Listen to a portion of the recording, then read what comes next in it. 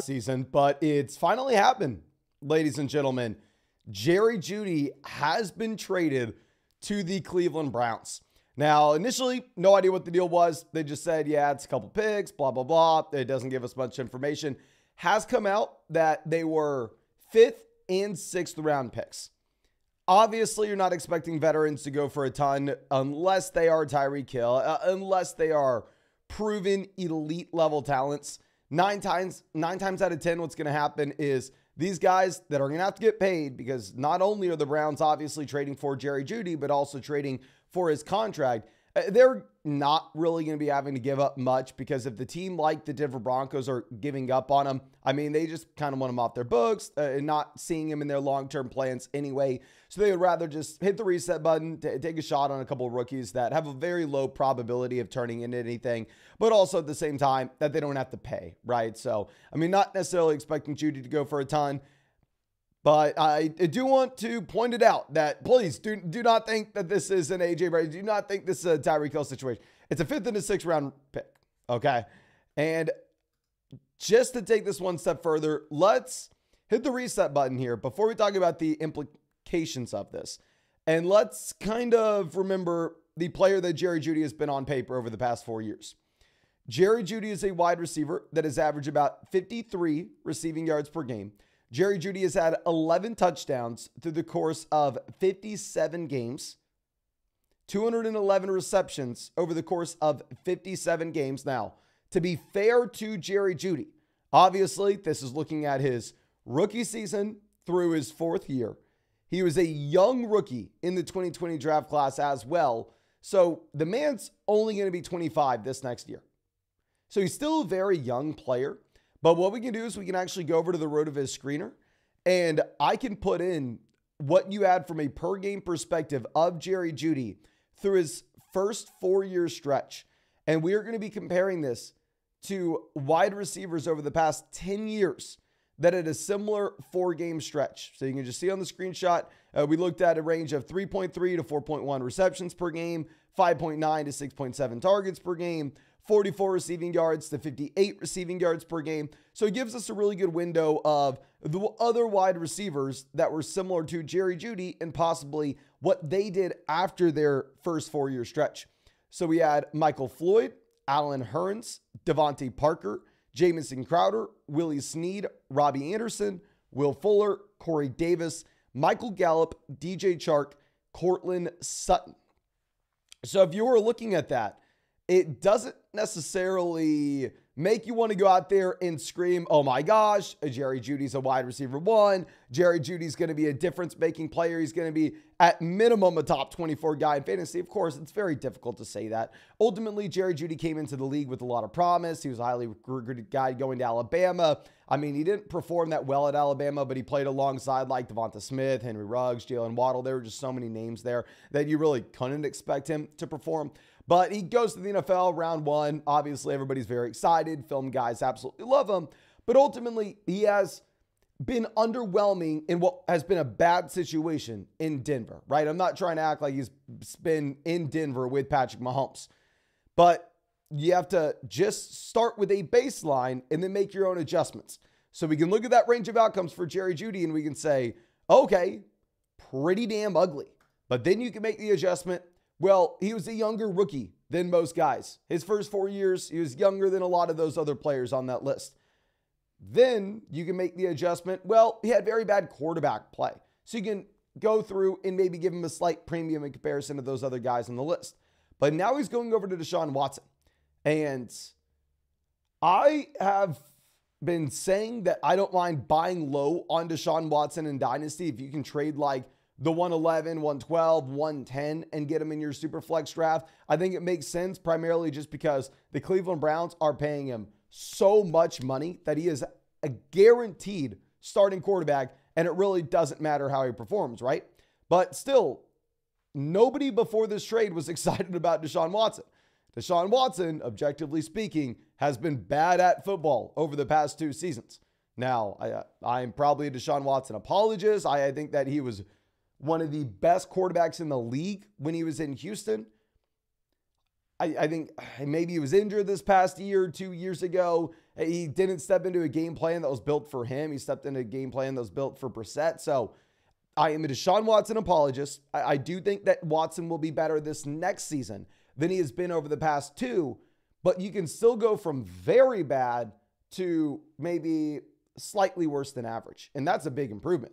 You can go from very bad to maybe average, which would be great, right?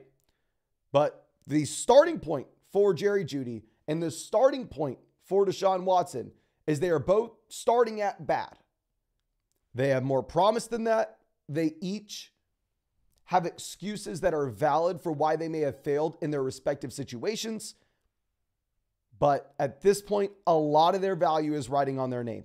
So I went over to flockfantasy.com. We pulled up the updated community rankings. And Jerry Jeudy has already begun to rise. Jerry Jeudy is at wide receiver 45. He's being priced directly before a mid to late 2025 second round pick. So he's essentially a second rounder, right? I mean, he's going to cost you more than Dontavian Wiggs, Cortland Sutton, Jahan Dotson. I think that this is not representative of where Jerry Jeudy's value is going to end up. I bet if you head over to flockfantasy.com at the end of today and look at the community rankings, my guess is he is actually going to be up a lot closer to wide receiver 36 range. I think he's probably going to be right in between an early to mid 2025 second and a 2024 mid-second. I think is going to be in that range of Josh Downs, Hollywood Brown, Chris Godwin, maybe sitting at the top of that list. And if you wanted to put him at the very top, I'm not going to fault you. All I would ask is, it probably doesn't make sense to get so excited we're going to push him to being a top 24 guy, right? I think you kind of have to price him in as if he's a low-end wide receiver 3 that has something to prove, because keep in mind, I mean, we also chased the Elijah Moore bounce back when he was traded to Cleveland. And the Browns paid, I mean, about the same, if not a little bit more for Elijah Moore than they did with Jerry Jeudy. But I already see Mike asking the question that I think a lot of people are going to have here. And that is, how big of a bump are we going to be giving Marvin Mims? So Marvin Mims right now is sitting as the wide receiver 51 in the community rankings.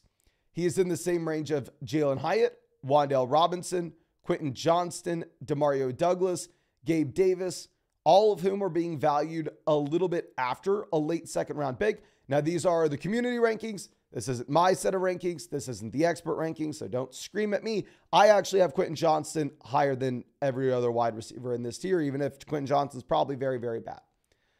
But if you are looking at Marvin Mims, this is a wide receiver that flashed, right? Let me go ahead and pull this up. I don't have a screenshot to show y'all.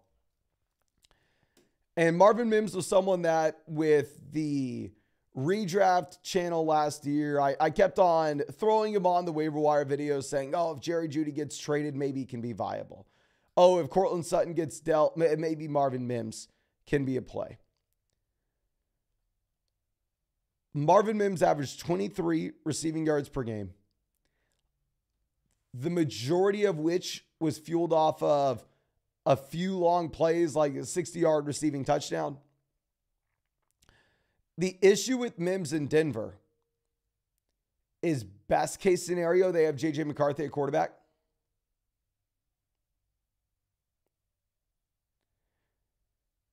So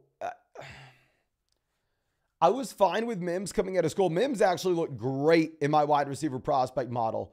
I mean, he broke out as a true freshman. He actually got worse as he went on. He got worse his sophomore year, worse his junior. It's similar to Xavier Worthy coming out of Texas right now, but broke out as a true freshman, declares as a true junior, extremely young in the NFL draft. Goes round 2 to the Denver Broncos. So I think Marvin Mims can be a really good NFL player given the speed that he has. I just don't necessarily know if Marvin Mims is going to be able to come out here and command a volume from a fantasy football perspective and have the upside to turn into a top 24 guy. I think both Mims and Jeudy may be wide receivers that have roles this next year, and you could potentially start them depending on your format. But I think you're more so looking at them in a league where you start 11 guys, or maybe it's a 12-team start 10 dynasty league. So if you're in that format and you go and grab Marvin Mims, and Marvin Mims turns into a wide receiver 3, that's great. If you have to start 11 guys, a wide receiver 3 or a high-end wide receiver 4, actually matters. And that's going to help out your fantasy team. But the question is, if you're playing in a shallower format where you're only starting 8 guys, you're only starting 9 guys, and it's a super flex league where you can only get up to 4 wide receivers the very most, can Marvin Mims move the needle? I would say in that shallower format, I would rather sell him with the news of the Jeudy trade. I would rather package Marvin Mims with another asset like a second-round pick and get to a wide receiver that maybe you're a little bit more excited about. Whereas in that start 11 league where you're going to have to go deeper and you can start up to 6 wide receivers from a week-to-week perspective and a wide receiver 3 is really going to make a difference, then I think you're completely fine holding on to Marvin Mims. I think he can help your team out in that situation. But I think that should be it for the trade. I do want to dive into some dynasty teams. Maybe we have some teams that actually are rocking with some Denver Broncos here, and we can look at what's going on. But as I build these up, let me remind you, hit that like button. Subscribe to the channel if you play Dynasty Fantasy Football. And if you want to get your roster broken down on one of these live streams like we are doing right now, if you want to get access to all my rankings, all the rankings of pretty much everybody you watch on YouTube, all their premium content, Dynasty Rookie Draft Guides, Fantasy Trade Calculator, Fantasy Trade Finder, the whole 9 yards, all on flockfantasy.com. If you use code FLOCK, you're going to get 30% off any subscription, and yours truly will break down your Dynasty Fantasy Football team. All you have to do is once you join flockfantasy.com, code FLOCK, link your Discord account with your Flock Fantasy account by either just hitting the Discord button at the top of the page or going to your account page. It will say link account. And then if you use code FLOCK on flockfantasy.com, you then at that point will unlock the roster submissions tab under Mason's Flock in the Discord. And just go ahead and send your team there. I'd be super happy to check it out. Like AOL, I obviously butchered that. But anyway, coming out says 12 team Superflex start 9. We just finished our first year and I went all in this past season, but I ended up losing in the championship. I traded my 2024, 2025, 2021st, 2024, and 2025 seconds. I was lucky enough to grab the 105 from someone and I want to rebuild. Okay, I will say right out the gate, my friend, this is the absolute worst case scenario you could possibly find yourself in. To step into a rebuild when you do not have your 2025 first, it is going to be so damn difficult because a big portion of, a big incentive that you have in rebuilding is you can essentially guarantee yourself the 101. Guarantee yourself the 102. And if you take a year off, you can trade veterans, pick up future value while at the same time exponentially increasing the value of your own rookie pick. If we don't have that, we're doing it for someone else. But I traded my 2026 first and Baker for my 2025 first and second. So we can get the 101 to 1. Okay, that is a way to solve it. But I will say, my friend, you're chopping off your leg to get back your arm. Like, I don't like the idea, especially on a team that's entering in a rebuild, of trading any future picks. Probably last year, we shouldn't have traded our 2024 and 2025 first.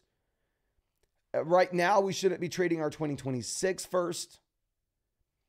I am always against trading first-round picks that are that far out because it severely limits the flexibility that you have with your roster. And if you think about how far away that is as well, we've only gone halfway through this offseason. We have to go another halfway through this offseason to get to the season. We have to do that 2 more times to get to the next offseason. Then we're in the 2025 offseason. We have to do that 2 more times to get to the 2025 season. We have to do that 2 more times to get to the 2026 offseason. It's hard to put into context exactly how far that is, but you are really mortgaging your future and handicapping the moves that we can make in 2025 by doing that. But you're saying, I believe with the right moves, I can turn this team into a contender in 2025. What moves should we make? Also, sorry for the long message, but looking at the teams before me, it looks like I'll be getting the 3rd quarterback off the board. Are we going to be going with Daniels or May? If May goes to Washington and Daniels goes to New England, May goes ahead of Daniels in the NFL draft, I think they're close enough where I probably go ahead and take Drake May over Jaden Daniels. It's going to be something I think you're going back and forth on. Obviously, Daniels has the rushing upside. So ultimately, I do think it comes down to your personal preference. But I'm looking to build out my team with wide receivers and then draft running backs in the 2025 draft. I think that's what a lot of rebuilders are looking to do at this point. But, okay. Looking at this is an interesting spot because you pull up this team, this is not a bad team. This is a team that we have the best asset in Dynasty right now. We have Josh Allen. Going over to what we have as our quarterback 2, we do not have a quarterback 2 of significance on this roster. However, we have the 105. So we're either going to get Drake May or Jaden Daniels. Don't know who, don't really care who, to be completely honest. Both will fit the team. We all have a quarterback for the long term and someone to start immediately. I think you pivoted to a rebuild way too quick, to be honest. Running back, we're sitting here with the RB1 for this next season in Christian McCaffrey. Obviously not the RB1 at Dynasty, given his age. But another running back 1 with Saquon Barkley for this next season. If you're pivoting to a rebuild, you have to sell both these guys. Both these players will have less value next offseason than they do now. Going down to the bench, we don't really have a running back of significance. Not a super big deal. Specifically because this is a team where depth doesn't really matter that much. I mean, you're only starting 9 total players. You can only start 3 running backs at the very most. I don't care about depth. Going over to wide receiver, we have Diggs, Kupp, Evans, Amari. Going down to the bench, we have Kayshon Boutte. We don't really have much depth anywhere alongside this roster. Extremely strong starting lineup. We have Hawkinson. Hawkinson, I think you can look as a short-term and long-term piece. I think he fits both molds. But my issue, if we're looking at this, is if you are pivoting to a rebuilding roster, I think it makes a lot of sense if you need to sell 2 to 3 guys off your team. You're going, well, you know what? I have Drake London. I have Jackson Smith and Jigba, but I also have CMC and Saquon Barkley. But I want to go through and I want to build around a young core. I want to play for the long term. So I need to sell CMC and Saquon Barkley and see if I can find a good price tag. Because in selling veterans, you're going to have to find a contending team that's willing to pay for those veterans. And how many teams in your league are willing to go out of their way in March, go out of their way in April, go out of their way at any point in the offseason and pay up for a veteran running back or a veteran wide receiver? Typically, in my experience, there are going to be 2 to 3 teams in your league that are willing to say, yeah, give me this asset that's on the decline, but can give me production. A lot of times during the offseason, if anybody's taking on that asset, if anybody's trading for Saquon Barkley, they're wanting a steep discount. So if I'm looking at this, it is going to be very difficult for you to find trade partners for every asset we need to move off this roster. Because if you are committing to try to earn the 101 this next season, and you are committing to a rebuild, you have to sell Christian McCaffrey. You have to sell Saquon Barkley. You have to sell Stephon Diggs. You have to sell Cooper Kupp. You have to sell Mike Evans. You have to sell Amari Cooper. You have to sell this entire roster, the entire team outside of Josh Allen and TJ Hawkinson. So it's like we are in a speedboat going 100 miles an hour in the direction of contending this year. You grab the wheel, and instead of just doing a slight turn and turning into a rebuild, you're going to have to flip that bad boy around 180 and try to go in a rebuilding direction. I'm very interested to see what we can do here.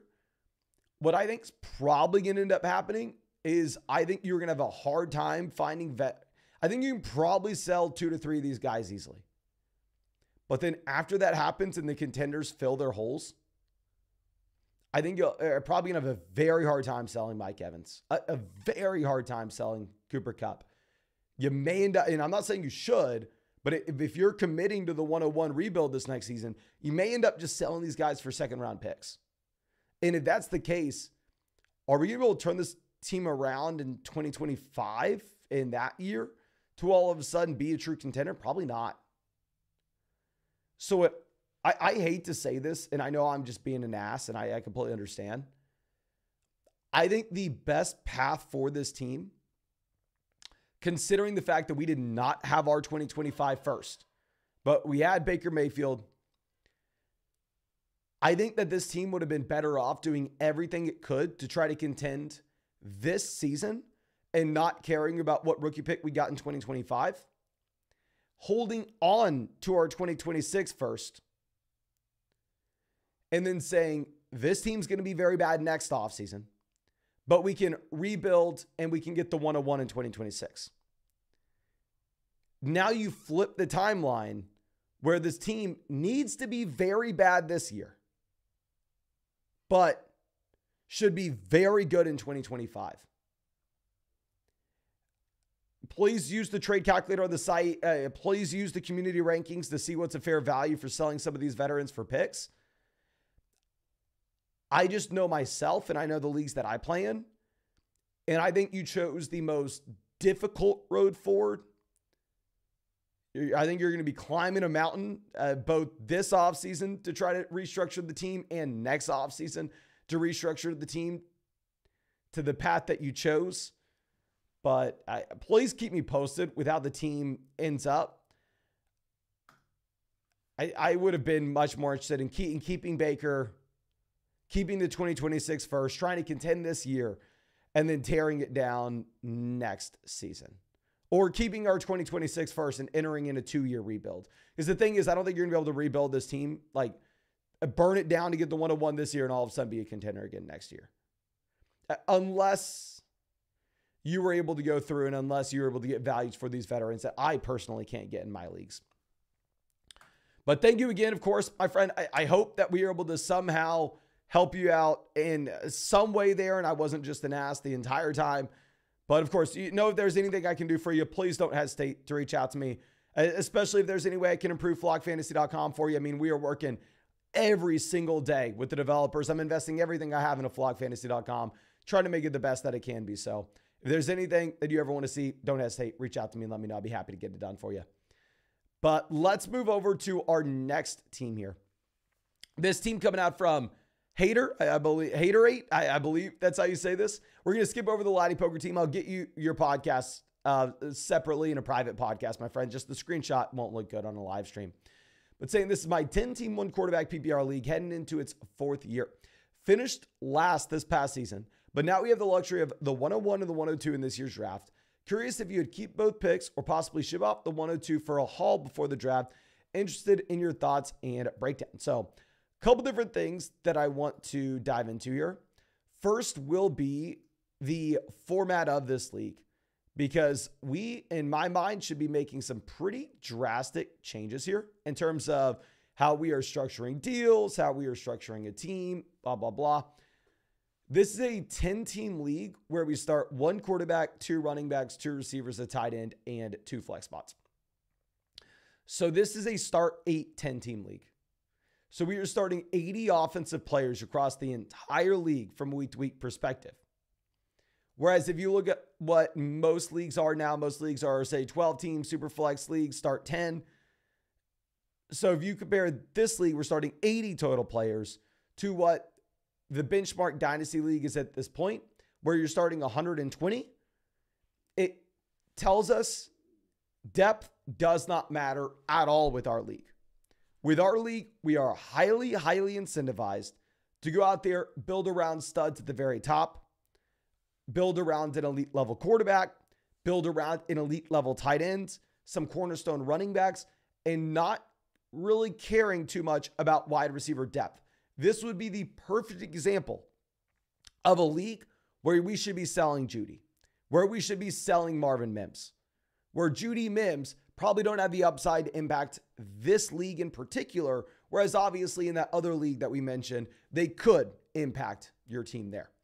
But starting off at quarterback with this roster, we're sitting with Jalen Hurts. We have Hurts. I mean, I'm not really too concerned. I know he was bad at the end of this past season. I still think he's quarterback 1, both in the short and long term. So especially in a 1 quarterback format, no concerns at all with Jalen Hurts. I think you're sitting pretty. I mean, we have Geno, we have Young. They can fill in a bye week. Obviously not super excited about them. Going over to Pollard and Pacheco. With Pollard, it's almost impossible to know the situation will be in this next season. If Pollard was in a different year where the running back draft class was strong, I would be writing off Pollard entirely. I'd say, okay, yeah, Pollard, RIP. I mean, the man's toast. Because this is a weak running back draft class, I think you could see Pollard land in the spot and have a role. I don't necessarily think you can say he has running back one upside based off what we saw this past season. I think that this is a team that has a bunch of running back twos on it, at least for this format, right? We have Pollard, we have Pacheco, we have Montgomery. These are contending short-term assets. They can be fine running back depth pieces, but definitely shouldn't be viewed in the same light as like a Breece Hall, a Bijan Robinson, Jahmyr Gibbs. Throw Javonte Williams into that running back two depth piece, right? I mean, we know we're going to have starters at the running back position. These are also going to be guys that at the same time are losing value going into next year, going into the year after. These are assets that are going to be on the decline from this point, given their age and the trajectory of the running back position of the NFL. But if we're ready to contend now, I mean, just because they're on the decline doesn't mean you have to go through and sell them. Now, going over to wide receiver, we currently are sitting with A.J. Brown, DK Metcalf, where both these are contending assets. A.J. Brown, obviously super nice to have stacked up with Jalen Hurts, making that one consolidated bet. Going over to DK Metcalf, I find myself a lot of times seeing more trade value for DK Metcalf than what he's actually worth. Like if I'm looking at Metcalf, this is a wide receiver that over the past 3 years, I know people aren't going to believe me, and you can fact check me on this, has pretty much averaged a high-end wide receiver 3 finish over the past 3 seasons. Back in 2020, so 4 years ago, he was a top 12 wide receiver, and he was a wide receiver 1 in fantasy. But in 2021, 2022, and 2023, he was in a very narrow range where he was anywhere from the wide receiver 23 to about the wide receiver 29. AKA essentially a high-end wide receiver 3, specifically in a 10-team format. So while Metcalf, you see him, and obviously he is more alpha in his left pinky toe than I have in my entire body. He looks like he has all the upside in the world. The reality of the situation is, at this point of his NFL career, the upside's not necessarily what it's maybe sold to be, just because how the man looks, and obviously the monstrous season back in 2020. Devontae Adams, I mean, a contending asset that we can ride out for the short term. I'm surprised this team got the 101, to be honest with you, unless you traded for some vets this offseason. And then going down to the bench, we have some depth names, right? We have Elijah Moore, we have Marvin Mims, and we have Chris Godwin. This goes back to the perfect example. I'm happy that we were able to look at this team and use this as an example for this live stream. This is a league where at the very most, only 40 wide receivers can be started across your entire league from a week-to-week perspective. Marvin Mims probably has that capped upside. So I think the perfect example of a move that we can make in this league in particular, especially knowing that we have the 101, especially knowing that we have the 102. We're about to bring in Marvin Harrison Jr. and Malik Neighbors at wide receiver. We can be sitting with A.J. Brown, Marvin Harrison, Malik Neighbors, Devontae Adams, Chris Godwin. I mean, we have more than enough depth. We have more than enough top-end production. What I would potentially like doing is seeing if we can take some of our wide receiver depth pieces, such as DK Metcalf, such as Marvin Mims, package together DK Metcalf with Isaiah Pacheco. See what kind of running back we can get. Package together Marvin Mims with Tony Pollard. I understand we're not going to get back some stud running back. I understand you're not getting back Breece Hall. You're not getting back Jahmyr Gibbs at that price tag. But if you're able to sell like DK Metcalf, it's unlikely, but a running back that's just kind of that ilk, I think that would be an absolute no-brainer, my friend, if you were able to actually make that deal and pull it off. But going over to tight end, we have Musgrave. I definitely can address the tight end position as well. I actually think because this is a shallower lineup, specifically with how many wide receivers you can start, tight end's going to make up a higher percentage of your lineup from a week-to-week perspective. And I do think that we should try to make a play if we can, especially if you're able to sell some of these veteran depth pieces to upgrade at running back. Then all of a sudden, like Javonte is expendable and you wanted to go through and you wanted to see if we could sell Javonte and Luke Musgrave and go out and get like Kyle Pitts or just make any play at tight ends. I think that that could also be something we're looking to do specifically with this format, with tight end being viable. But regardless of the format, I don't think we should trade the 101 or the 102 here. It's a one quarterback league. So obviously this is Marvin and Neighbors. Because it's a shallower roster in general, I would rather hold on to the studs than trade them for a bunch of different pieces. I mean, we already have more than enough starting firepower. We already have more than enough depth to go around. So typically, if we're making trades in this league, I want to be making 2-for-1 deals, 3-for-1 deals, where we are moving up in the draft. So no, we have the 101, we have the 102. I think it's a great spot. Take Harrison, take Neighbors, and yeah, ride them into the sunset, get some production both in the short and long term. But I think that's all I have for you. Again, thank you, my friend. Really hope that we were able to help you out in some way here. And as always, if there's anything I can do for you, especially if there's any way I can improve flockfantasy.com for you, don't hesitate to reach out to me. I'm working every single day with the developers to try to give you all as many tools and just improve the site to the best that we can, investing everything I have into it. So if there's anything you ever want to see, don't hesitate, reach out, be happy to get it done. And yeah, of course, thank you so much, everybody. I really do appreciate y'all hanging out with us in this live stream. If you want to get your roster broken down, of course, you can find that with the link in the description, comment section, live chat. Promo code FLOCK on flockfantasy.com will get you 30% off any subscription. Yours truly to break down your roster. Obviously, you can find all our Dynasty rankings, all the Dynasty rankings, premium content from all your favorite creators, Dynasty Trade Calculator, Dynasty Trade Finder, the whole 9 yards, all on flockfantasy.com. But once you sign up with code FLOCK, hit the Discord button either at the top of the page or on your account page. It will link your flockfantasy.com account with your Discord account. It will unlock the roster submissions tab for you, where you can go ahead and you can send that link.